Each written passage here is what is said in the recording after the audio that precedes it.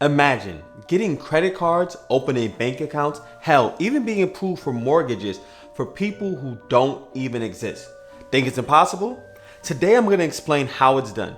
Typically, this is used by criminals in the US who either want to move money through numerous accounts or just someone who wants to steal money from banks.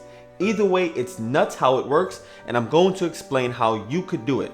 Again, like all videos, this is for educational purposes only and not legal or any other advice. Let's get started.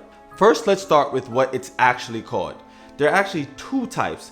There are synthetic identity theft and synthetic identity fraud. Synthetic identity theft is when the identity being used is from a mix of real people's information.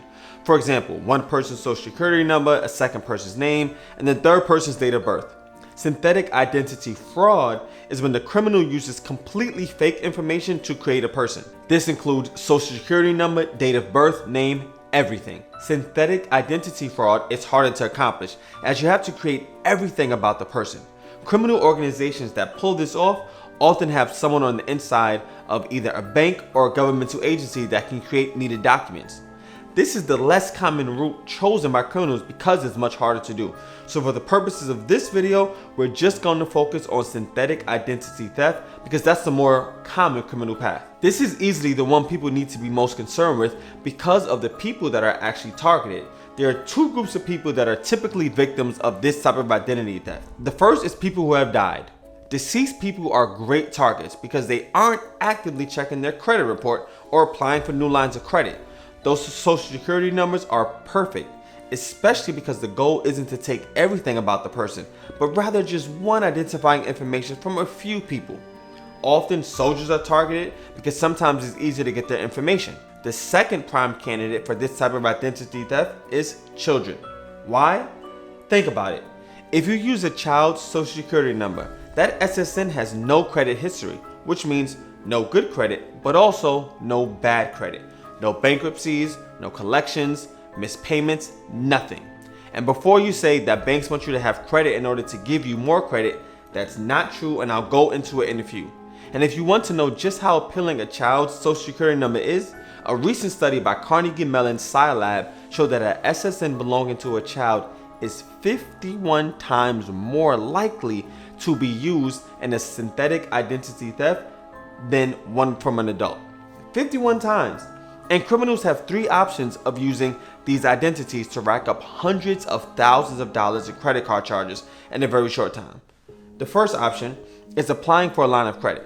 You're probably asking yourself, how can someone whose information doesn't exist or someone whose identity is just a mix of a ton of other people's identity ever actually get a credit card? So to understand that, you need to understand how credit files are created. There are three main credit reporting agencies: Equifax, Experian, and TransUnion. They get data from all types of organizations like banks, credit card companies, loan companies, employment, housing records, court records, and more. They then compile all that information together into one document and assign a credit score. If you can remember applying for your first credit card, there might be a chance you had a cosigner, and if you did, you likely got approved. Or maybe you applied for one at college where they're damn near giving them away. But depending on the company, you may have applied and got denied. If so, I'm willing to bet the reason was you didn't have enough credit history. The usual threshold is 6 months. The banks want to see at least 6 months of credit history before they give you credit. What you didn't know was that applying for that credit card was the first entry in your credit file.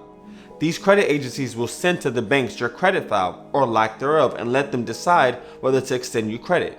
For most people, seeing that they have no credit is annoying, but for criminals, this is great knowledge, because now there is a credit report attached to that person's identity.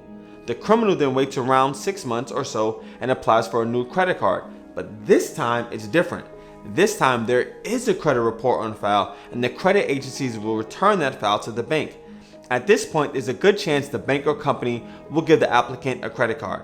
Now, they're not going to give them a credit limit of, say, $10,000, but they are likely to get one for, say, $500. Now the criminal has an identity that has been approved for a credit card, has a line of credit, and a clean credit history.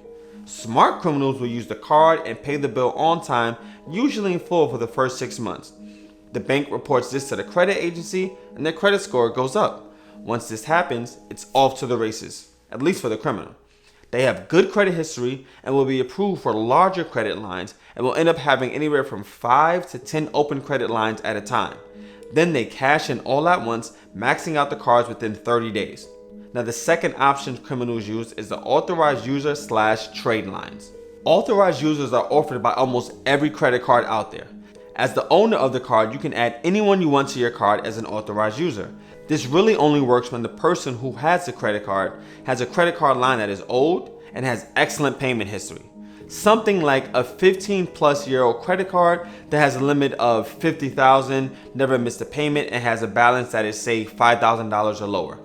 If you have credit the way my credit was, say, 15 years ago, then having one of these accounts on your credit report will drastically increase your credit score. People who are applying for a mortgage or car loan or something that's very credit dependent will pay a company to provide them with access to great credit lines. These are typically referred to as a trade line. Again, this is a completely legitimate business, though some credit card companies don't like them. So once a criminal gets added as an authorized user and the trade line starts showing on the synthetic identity credit file, they won't be an authorized user for long. One, because the criminal is paying the middleman every month they're listed as an authorized user, and two is that trade lines typically stay on a person's credit file for months and even years after the person has been removed as an authorized user. Once the synthetic account has a high credit score, the criminal is off to apply to as many credit lines as possible. It's not limited to just credit cards either. The criminal will use the synthetic identity to apply for store cards, car loans, and even private loans. Now the third option criminals can use is called data furnishing. This is by far the hardest option because it involves an inside man or woman, a front company, and a synthetic identity. The front company has to apply to credit reporting agencies for the ability to report accounts and payment history. So what you may not know is companies like WB Mason, the office supply company, they report payments made to it by its customers to credit reporting agencies. This is how legitimate businesses get their own credit scores and credit files. When the front companies get approved to report payments, they'll report great payment history for these synthetic identities. This of course helps the fake identities get higher credit scores, which they then turn around and use to open credit cards. Now, time to cash out. So once the credit lines with the large limits are open, it's shopping time. Criminals with credit cards in hand will buy gift cards and high-end items. Things like Louis Vuitton bags, iPhones, MacBooks, anything that's high value and can be sold easily. The smaller and more in demand, the better. Similar to what is bought by people who are trying to launder $10,000 or less. By the way, if you haven't seen my video on how to launder $10,000, then check that out. It's included in the description below. The gift cards and items are resold and the criminal is able to walk away with tens of thousands and sometimes over $100,000 in cash. Now in the next reporting period, the banks are going to report to the credit agencies that these accounts are at the max, which will inevitably bring the score down. And since the criminals don't care about the credit score anymore, they're not going to make monthly payments. So when the banks go to collect, they call the number on file and realize it's not working. They'll send mail and it gets returned, and eventually the account goes to collections. But since this person doesn't exist, there's no one to collect money from, and the bank now has to eat the entire loss, which can easily be $100,000 or more. The criminal may have cash or accept Zelle and Venmo for the items they sold and then send the money to another account to distance the credit card file from the account that ends up holding the money. Nowadays, one option is for the money to be converted into Bitcoin or other crypto and then moved around through mixers that end up in an anonymous account that can't be traced. So how can you tell if your child's been a victim? Since children are a prime target of these types of schemes, a good step would be to sign up for a credit monitoring site or even a credit agency like Experian and add your children. This allows you to track where credit is being opened with their social security numbers.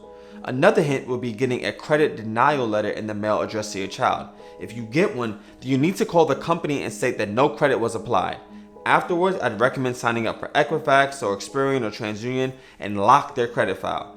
This way, someone can't apply for any credit in the future. Now, with all this talk about someone stealing your identity, the next thing is your money. So if you want to keep your money safe and avoid a bank that's been known to be a favorite of money launderers, then click this video right here.